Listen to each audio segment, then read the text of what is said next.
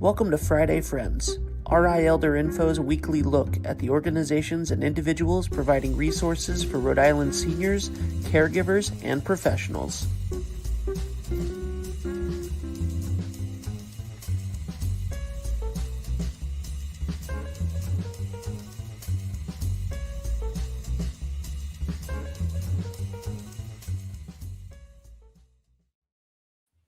Good morning, all my fabulous Friday Friends watchers. We are a couple of minutes late because we really do this live. And sometimes computers do strange things at the least expected moment. Almost like, pets and children. When you think you've got it going, and then all of a sudden, boink, something comes up. So I appreciate you guys waiting for me this morning. And if you're watching this on record, you didn't even notice, did you? So as you all know, today is Friday. It's 9 o'clock, give or take, and it is Friday Friends, brought to you by RI Elder Info.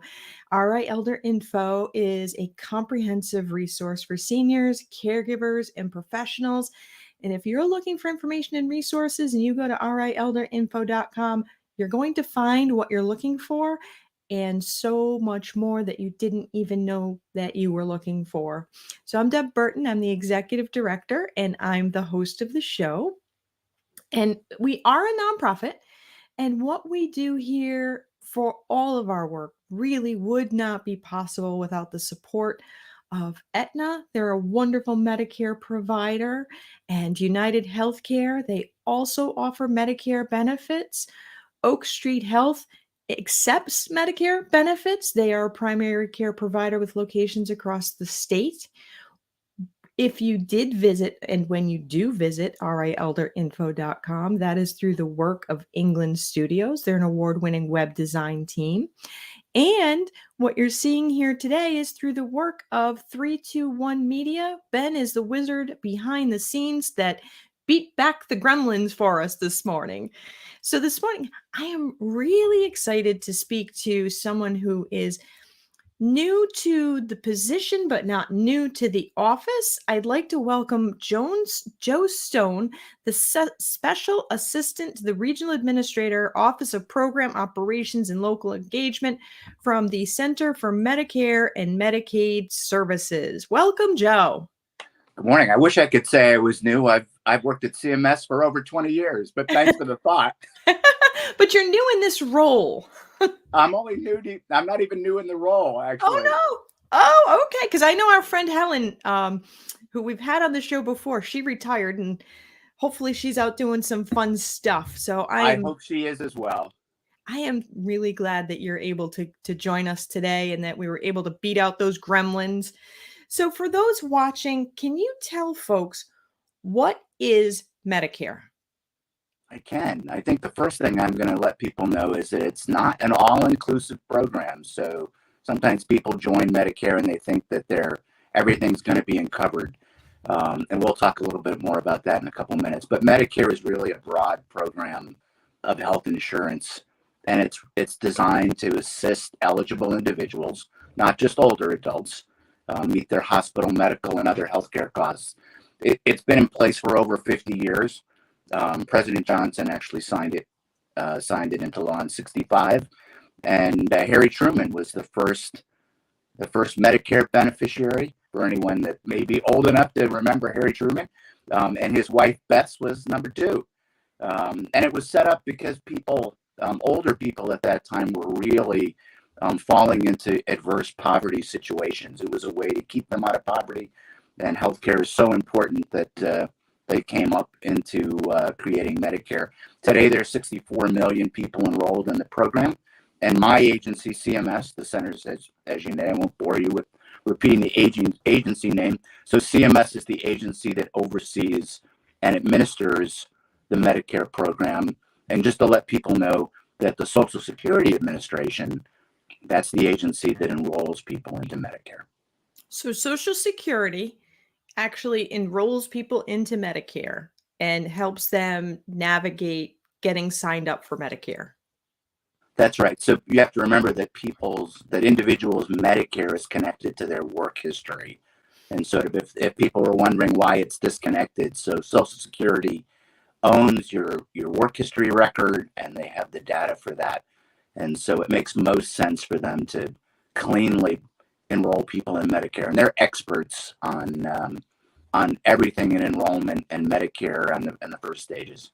Yeah, and if anybody watching has questions about Social Security, when we're done talking, if you scroll back in the Friday Friends videos, you'll see that we had a great conversation with Cheryl from the Social Security Administration, who Nice. can help you with any of these kinds of questions. So, Joe, who is eligible and who isn't eligible to get on Medicare? Yeah, so I think everyone probably knows that people 65 and older, and as I mentioned, it's 65 and older if you and your spouse both paid FICA taxes for at least 10 years, and it's called a number of quarters. And I'm sure my friends at Social Security can explain that so much better than me. And so people 65 and older, they get entitled to Part A. Part A is hospital insurance, and that's an easy way to remember it, without paying a premium. But people under 65 with certain disabilities who are receiving Social Security disability insurance, sometimes people know it by SSDI, for 24 months, they also qualify for Medicare. And then people under 65 with disabilities like ALS or Lou Gehrig's disease, they're eligible without a waiting period, so no 24 months. And then anyone, regardless of how old they are, who has end-stage renal disease, they also qualify for Medicare. And that means people that are on Medicaid as well. So you can be dually eligible for Medicare and Medicaid. The one thing that has to happen, I guess if you were asking me who isn't eligible, to get Medicare, you have to be a U.S. citizen or you have to be lawfully present in the U.S. So you must reside in the U.S. for 5 continuous years. So be here for 5 years. And when I just wanted to go back real quick, when you said that Medicare Part A hospital insurance, does that mean if I have Medicare and I go to the hospital, that my hospital stay or my hospital visit would be covered under Medicare? Or do I have to have like a specific issue to go? No, so you're right. So Medicare, and we'll talk a little bit more about this later. Medicare has 4 parts, and so Part A is just your hospital insurance. So you're right, Deb. When you go to the hospital, all of your bills and your claims that take place within that facility are paid for by Medicare Part A. Not completely. There's copays and deductibles, but it's easiest to think that Medicare Part A is the program that's paying for that portion of those claims. Okay. Okay, that's good. And so how does someone get on Medicare? Do you have to go through the Social Security Department? Do you call our friend Cheryl? When do you do it? Because it seems like there's a lot of different, like, folks are, like, say, approaching 62, 65, 68. And it's like, okay, when do we start looking into this? Like, how do I get on it? Do I go through my job? Like, all those kinds of things. So if it sounds complicated, it is complicated. It's a government program. it is. And so there's lots of pieces to it. And it's the basics of it are not so complicated. And I'll try to explain it in the least amount of words. So I've already mentioned the people that were eligible for Medicare. So if you're receiving Social Security benefits, or if you happen to be a railroad retiree, so those people receive Railroad Retirement Board benefits for at least 4 months before your 65th birthday, you'll automatically be enrolled into Medicare, and you'll get the Get Ready for Medicare package. That's mailed 3 months before you turn 65 or upon the 25th month of your disability benefits. So that's the easy part, right? The people that are automatically enrolled. I'll just say it again. If you're getting Social Security benefits today, or you're getting railroad retirement benefits, you're going to automatically be enrolled into the program. So now we get a little bit more complicated. So I just want to just double check real quick. If you're not 65, but you have been disabled for 2 years and 1 month, so 25 months, automatically you get enrolled in Medicare. That's right. Those are those individuals that I referred to a minute ago as duly eligible. Okay. right? So they may be they're probably on Medicaid, or they may have other insurance. They may be disabled through a work issue. So they may have multiple insurance going on. But yes, that's quite correct. They're entitled to Medicare. As you put it, 2 years and 1 month after they've been in that program. Awesome. Okay. All right. So go ahead, please. I'm sorry. No. Go ahead. I was just going to say Railroad Retirement Board benefits. So those are folks who worked for, I'm assuming, one of the national railroad train services. That's correct. Okay. And they have a special contact number, and those folks are intimately aware. It's sort of thinking of the Railroad Retirement Board as another type of employer, whether it was IBM or CVS or Walgreens that you retired from. And so they have their own package that was funded through Congress in a different way. Okay. And is there like a waiting period? Not for those folks. So Okay. so for those folks, it's automatic. Okay. You're disabled, you're on the rail, you're getting railroad retirement benefits, and very simply, you'll get that package, get ready for Medicare, and you're good to go. So that's the easy piece. So go ahead. The next pieces are not, they're fairly easy, but they're not as turnkey, let's say. Okay. So everyone needs to review their options and sign up before or during their 7-month initial enrollment period, because there's penalties. So this is the thing. I'm probably going to sound like I'm stuck. There's penalties if you enroll later. So like any insurance, you have to pay in with the hope that you're never going to need it, so that it's available when you do need it. So if you wait until that moment when you think you're going to use it, there's a penalty where they're saying, okay, you didn't use it for a year or 2 years or 5 years. That penalty happens to be for the remainder of your enrollment in the Medicare program. So it can be very costly. So you've got your, thanks, you put the slide up. You guys are good. So your 7-month enrollment period. So you wanted to know when you became eligible. Easy to think about it. So this is pretty easy. 3 months before you turn 65, 3 months after your 65th birthday, and your birthday month. Pretty simple. So that's the 7 months. And to qualify for premium-free Part A or hospital insurance, I mentioned that earlier, your Part A coverage starts the month you turn 65. So if your birthday is the first of the month, if your birthday was January 1st, the coverage starts the month before you turn 65. So it would have started December 1st. That's Part A. Okay. And that's really important to understand too, especially like we are still in that first month of January. Right. So it's important. And we're going to talk a little bit about if you're still working. It's important to make informed decisions. And there's lots of groups out there, unbiased groups, to help people make decisions. So it's important to know when to pull the trigger to enroll, and which piece is going to take effect. Right. So that's just Part A. So you've got a 7-month window, 3 months before, 3 months after your 65th birthday, and then the month that you're in. So if you apply before you turn 65, your coverage starts the month you turn 65. And so I'm gonna say again, this will be one of my many times to say this, you have to take the action to enroll. So you're not disabled, you're not a Railroad Retirement Board beneficiary. It's on you to take that action. There's nothing coming in the mail telling you that you have to take action. Maybe your employer group insurance might inform you, because they have their own rules.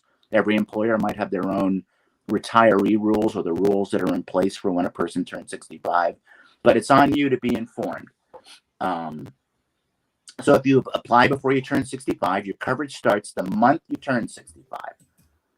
And if you apply during the month you turn 65, or the 3 months after, your coverage starts the next month. So that's new for 2023. That wasn't the case before.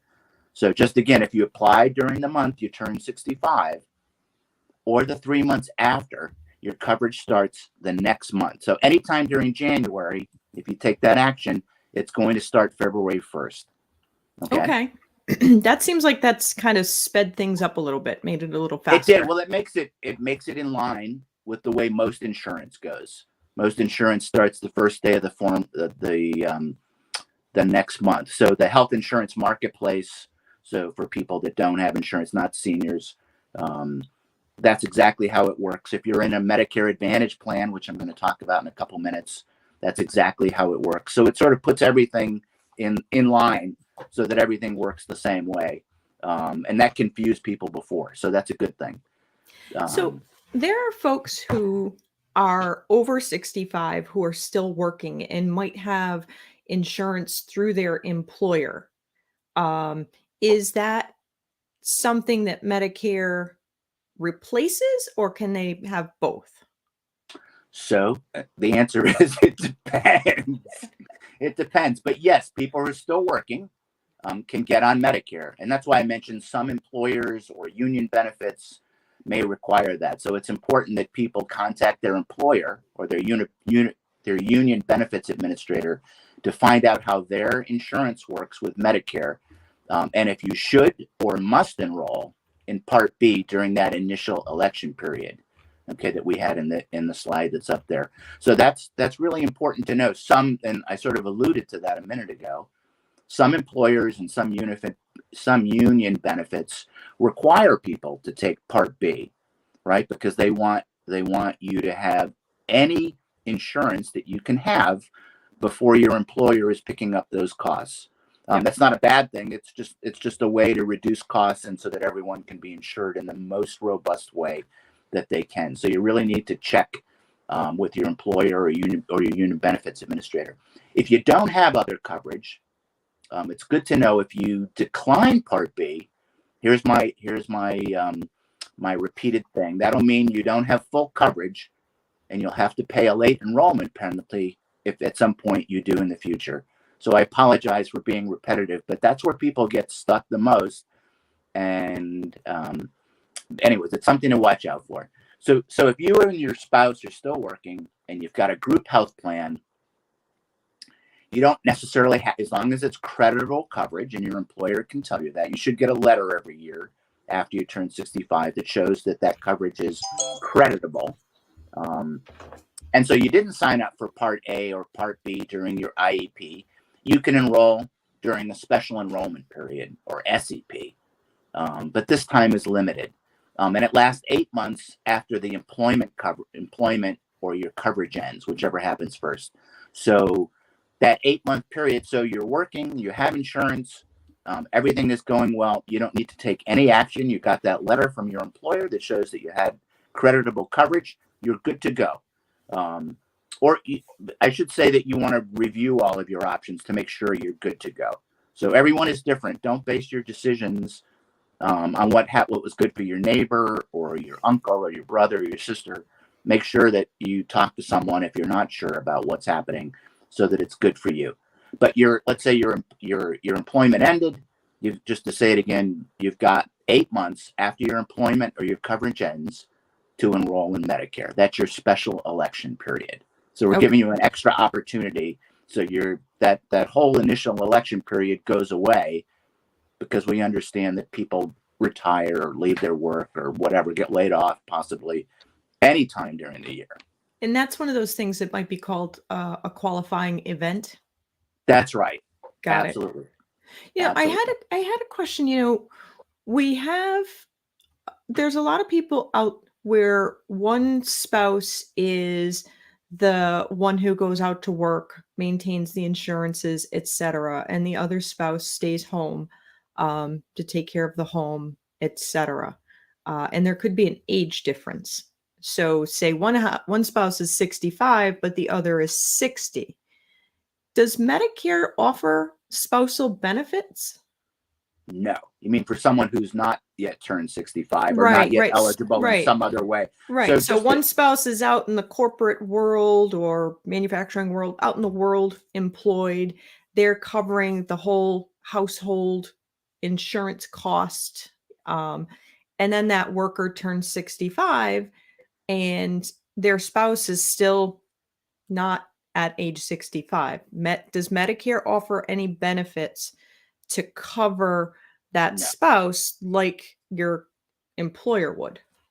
no, that would be on their employer group coverage, or they'd have to find some other insurance. They could go to the health insurance marketplace in Rhode Island and find coverage. But Medicare, except for those categories that I mentioned earlier, there's no other way to get Medicare. So that anyone that's under 65 who's healthy, if your spouse, so if you're in I guess I'll do a little bit of Social Security. So if you're working and you're married and your spouse is at home, as long as you're working, and you're still getting coverage, 65, 66, 68, 80, whatever, whatever your employer group allows for your spouse, that coverage is basically what's dictated by your employer group coverage. Medicare is not going to kick in or make something happen. You may want to pick up Part B again, right? As I mentioned, your employer may want you to take Part B, but everything remains the same. But if your spouse retires at 60, so I think what you're asking, if your spouse turns 65 and is working and retires, and there's no employer group coverage for their spouse who's 63, there's nothing, the husband or the wife, whoever it might be, gets that Medicare coverage. That 63-year-old has got another 2 years before they're eligible to get Medicare. And So that's when they can go through Health Source Rhode Island to get coverage for that person. Yes, and thanks for the reminder for the name, Health Source from Rhode Island. Forgot that. Wasn't able to pull that up in my memory banks. Yeah. No problem. I totally understand. So the other thought is we do a lot of outreach and sharing for our veteran population. Can veterans get Medicare? So this is where it becomes, there's layers of being informed, right? So yes is the answer. That's the global answer. Nothing precluding a veteran getting Medicare coverage. Not all veterans choose to take their Part B, right, which costs a premium every year. We encourage them to sign up for Medicare as soon as they can. All the things that I just mentioned, right? And basically, so I'm stating this in a global way, not in a suggestive way. Having Medicare means you're covered, and if you need to go to a non-VA hospital or a doctor, you have more options to choose from. So my brother-in-law is a veteran. He lives in Connecticut. He goes to the VA. He gets all of his services through the VA. He also happens to be, so this will be a good example here. He also happens to be on Medicaid in Connecticut. He gets his benefits from the state of Connecticut, and he is a dual eligible. He's on Medicare, so he gets his Medicare benefits. So you can go to the VA and get your services as you normally would. But by signing up for Medicare Part B, you have the ability, if you wanted to have an enlarged network or doctors or hospitals to see you're not restricted to just use the VA, but you never lose your VA coverage. Okay. Now that I'm going to say it again, if you delay signing up for Medicare Part B and you're a veteran and you need to sign up later, and I'm not familiar with VA benefits, or if you lose your VA healthcare benefits for some reason, you're going to pay that lifetime penalty again.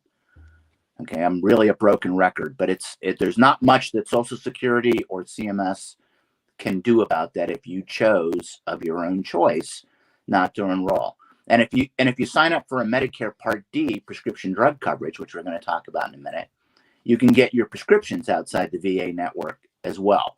So the VA is an all-inclusive program, right? The veterans know quite well that for serving their country, they get their hospital coverage, their doctor coverage, their mental health services, and their prescriptions, or they can get them through the VA. There's no penalty for delaying your Part B enrollment as long as you enroll when you're first eligible or within the first 63 days of when you no longer have VA healthcare. So those are the real answer. I guess my other broken record is it's good to be informed. It's good to continually be informed. And if some life-changing thing happens, God forbid your spouse dies, or you lose your VA coverage, or you lose your employer group coverage, or you move, or you just want to take another minute and say, I'm going to ask those questions that I asked 3 years ago and see if everything stays the same. It may stay the same. You may have to join another plan if you're in Medicare, or even for the VA, it means that if you're moved from Rhode Island to Connecticut, you may not physically be able to get to the VA in Rhode Island. You may have to go in Connecticut or whatever is convenient for you. So that changes your options and changes what works for you and what physically works for you and for your well-being. So tell me a little bit more about the drug coverage through Medicare, and what is the Part D? It feels like sometimes when we talk about Medicare, it's almost like alphabet soup, A, B, C, D, E, F, G. It is. So you're going to have to stop me if you want me to run out of time here. So in order to answer the question, I have to give a little bit more information than you're asking. So there's 4 parts of Medicare, right? So there's Medicare Part A, hospital insurance. I mentioned that before. There's Medicare Part B, which is medical insurance. So in an easy way, we talk about that being doctor's insurance. So outside of being an inpatient in a hospital. Then there's Medicare Part C, and I mentioned that too. That's what we call Medicare Advantage program. And some people think of that as a Medicare HMO. But any of the negative connotations from 20 years ago about HMOs are not necessarily in place, but that's Medicare Part C. And then there's Part D, which is what you asked me, which is the Medicare Prescription Drug Program. And so Medicare offers prescription drug coverage, or Part D, right? So there's A, B, C, and D to everyone with Medicare. And there's 2 ways to get Medicare prescription drug coverage. The first way is to add coverage to what we refer to as original Medicare. So that's A and B, right? Everyone, right? You became entitled in all the ways that I mentioned. And you have the option of adding Part D coverage. The second way is to join a Medicare Advantage plan, that HMO. And there's all different kinds of plans. And Rhode Island is one of the states where the people who are eligible for Medicare have a really high enrollment rate in Medicare Advantage plans. And so you can get your prescription coverage through by picking up a plan that has prescription drug coverage through it. If you do that, you get all of your Medicare coverage, including Part A and Part B and Medicare Part D through those plans. But again, you need to make an informed choice whether that's something that works for you. And it's important to know that all of those Medicare prescription drug plans, whether it's a Medicare Advantage plan or just a Part D plan, so you, like I said, you could have A and B and D, or you could have A and B. You never lose your Part A or Part B coverage if you join an HMO. Part C, and then Part D, and then you would get it all in through that plan, like the plans that you mentioned earlier: United, Aetna, Blue Cross and Blue Shield, etc. It's important to know that all of those prescription drug plans have formularies, and formularies are just lists of covered drugs that each plan. There's required drugs that plans cover, but then different plans cover different things. So again, that's where it's important to be informed. And ask those questions beforehand, and then every year to ask those questions, because we all change, and as we get older we add different drugs. And I didn't take a cholesterol drug last year, but I take one this year. And so maybe if that was something that was expensive, you wanted to find out during that open enrollment period. And the Medicare program has an online tool called the Medicare Plan Finder that allows people to explore their Medicare options, their Part D plans, and their Part C plans, right? So that Medicare Advantage plan, they can go online and do it themselves.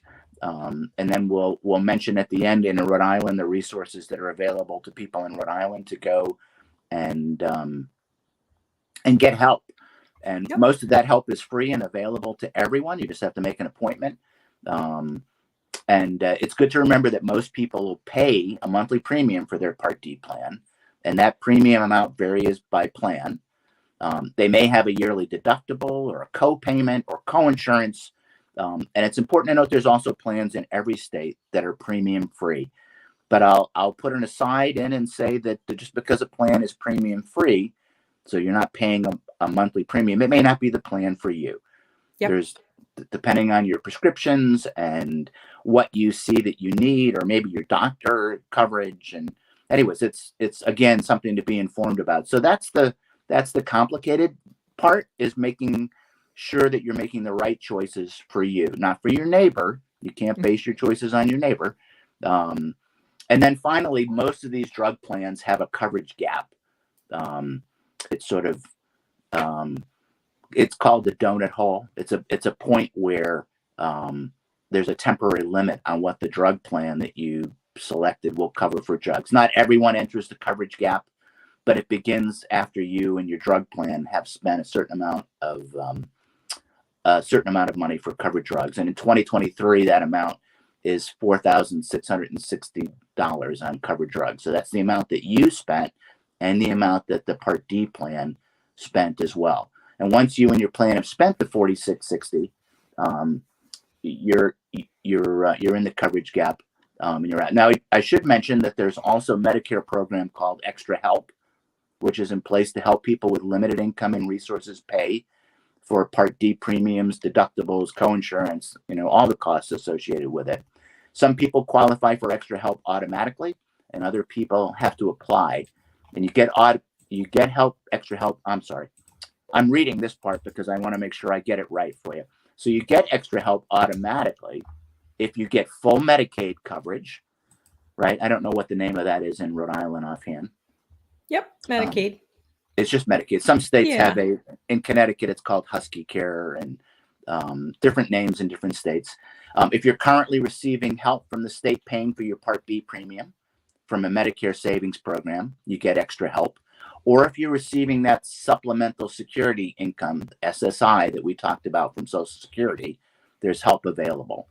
So you'll get a letter about your Extra Help, and it tells you things like how much you'll pay and your Medicare and your new Medicare drug plan, if you don't already have one.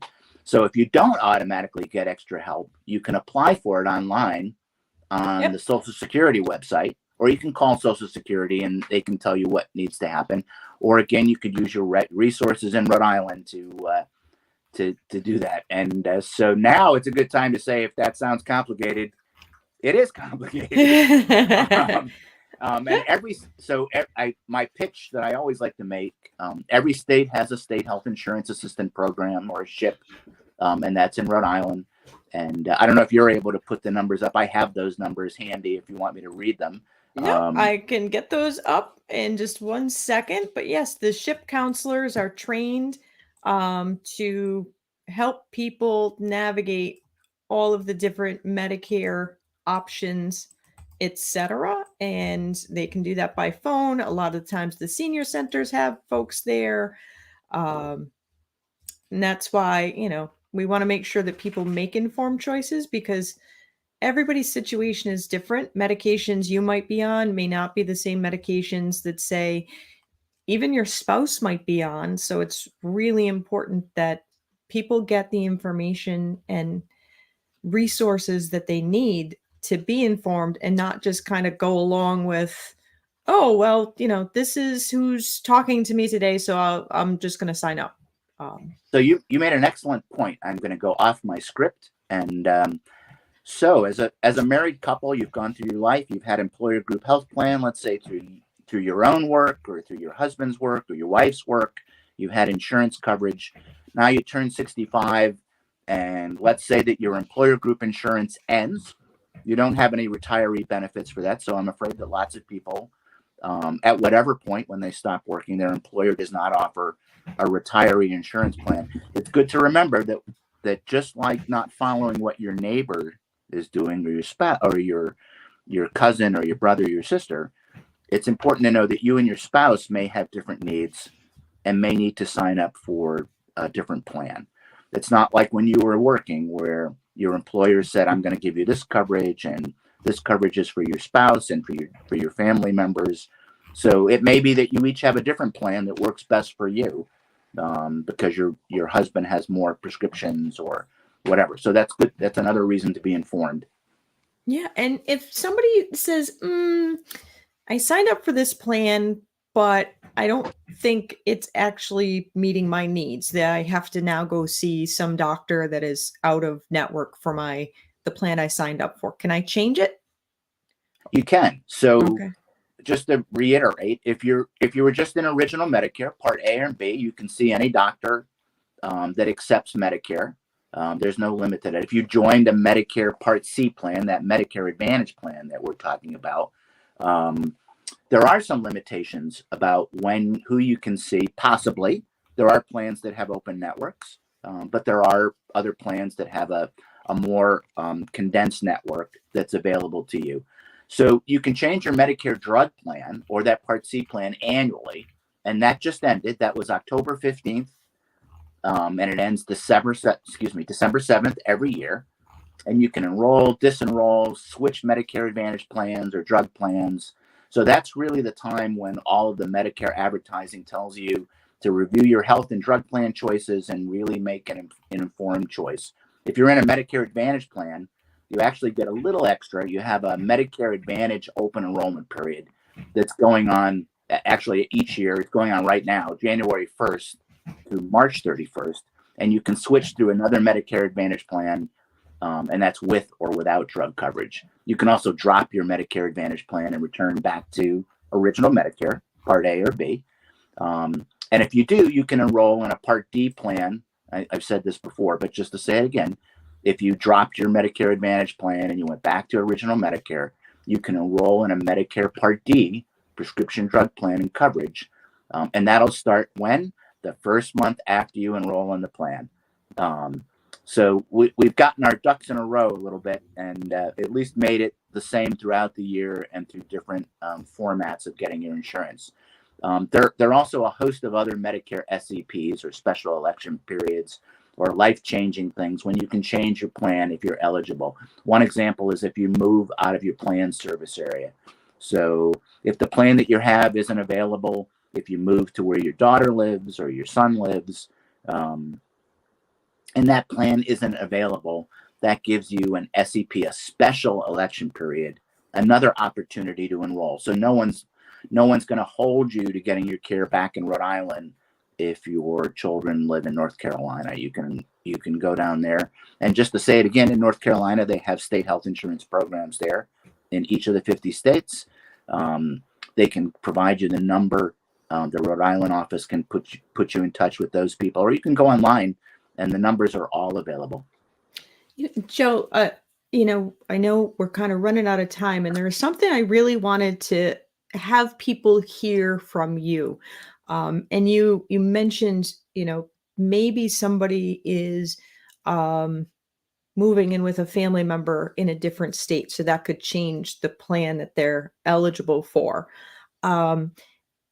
If someone is, say, moving into a nursing home or an assisted living facility, does Medicare cover long-term care?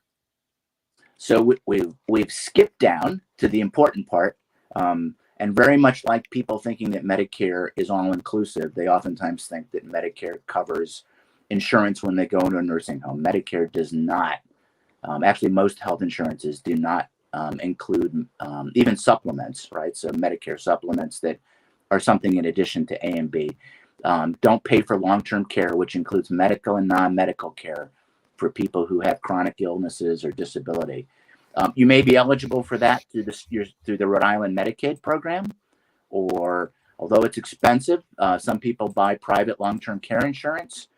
They've done that before that time arises. Sometimes there's eligibility requirements that do not enable someone to purchase private long-term care insurance, and that oftentimes becomes a financial choice earlier in your life about when you want to sign up for that insurance. But no, Medicare does not. We do pay for some parts of skilled nursing care. So if you leave a hospital and you needed to go to a skilled nursing facility for care, so that's not care for your daily needs. That's let's think of it as rehabilitative care. Yep. And so there's various levels, which will take us another half hour to talk about. And I apologize for being long-winded, So No, that's I good think to know. that's a great opportunity for you to come back on and talk about this because long-term care, a lot of folks really don't understand in a scenario, your statistical probability is that you will fall and break a hip. It's not a stereotype, it's just math. And so you go to the hospital, you get your new hip, you discharge to a skilled nursing facility to get your rehab, and maybe for whatever reason it doesn't work. And Medicare, excuse me, will cover as long as you continue to make progress up to 100 days. And in between there's like a little gap of time where there's a donut hole in there too. So I would love to have you come back on to talk about that because so many times I get calls of, my loved one has been notified that Medicare is not covering long-term care and the bathroom's upstairs and they can't climb stairs and we can't take care of them at home and all of those things. So I would love to have you come back on to talk about that piece. Would that be something you could do? Absolutely. And this will be my opportunity to do a sales plug for the Medicare and You handbook. So everyone gets those. And whether you're, you know what, no one reads that. We oftentimes call it a certificate of coverage. So I'm a former insurance program, many years ago employee. And so 24-year-olds don't read their certificate coverage. 65-year-olds don't read their Medicare and You handbook until that moment when they need it. And so it's good to take a look in there. It's not very complicated, and you may think that it sounds wrong because, as we mentioned, some of that coverage is not available. But it's good to look at it, and you seem well versed, Deb.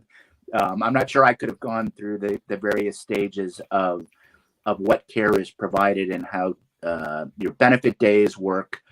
We can certainly talk about that at another time. Absolutely. Yeah. And people should take a look at that Medicare and You handbook and just keep it around. If you don't have one, you can go online and order one. You can call 1-800-MEDICARE 24/7 and get one. Most libraries have them Libraries, available. senior centers, all of those places. They're free, and each year they've gotten better and more readable. And there's actually an online version that you can go and look at that's searchable. So for those people that are computer savvy, which is more and more people, no disrespect meant to anyone 65 or older, or anyone for that matter. You can go online and find the Medicare and You handbook, and you can search by words and different things, and you can find what you're looking for even easier than doing it in a hard copy. Yeah. Joe, this has been great. I'm definitely having you on again. We'll have to coordinate offline to figure out a good date and time to have you back because it's good for folks to hear right from the experts. Thank you Happy so to do it. much. You're quite welcome. Glad to have the opportunity. Everybody, they don't feel like you're unique in some confusion and puzzlement over Medicare. It's kind of puzzling for a lot of us. And that's why I had Joe on today. So it is recorded. You can rewind, you can refer back to his slides. If you're stuck, you call the numbers, call 211, call the point. They can help you navigate through the different processes, the different programs. And as I say every week, full disclosure, RI Elder Info is supported by Aetna, which is a Medicare provider, as well as United Health. United Healthcare is also a Medicare provider, and they both have really genuinely wonderful programs. But like Joe said, it's important that you find the program that best meets your needs. That's the most important thing. And, when it comes to Oak Street Health, they take all of those different insurances. So you have to find what works best for you and for your family. And that's the important thing. Get information and resources that you can trust. And I really do encourage you, call the point, call a SHIP counselor, go to your senior center. There are people that will sit down and meet with you face to face. Because I don't know about you, when I don't understand something, I like talking to people face to face. So check out your senior centers, contact the point. Help is available for this. So I look forward to seeing you all again next week. 9 o'clock on Friday for our next episode of Friday Friends. And in the meantime, be well and be kind. If you like this video, please follow us on social media and subscribe on YouTube. For more information, visit rielderinfo.com or call 401-585-0509. If you have any questions, email deb@rielderinfo.com.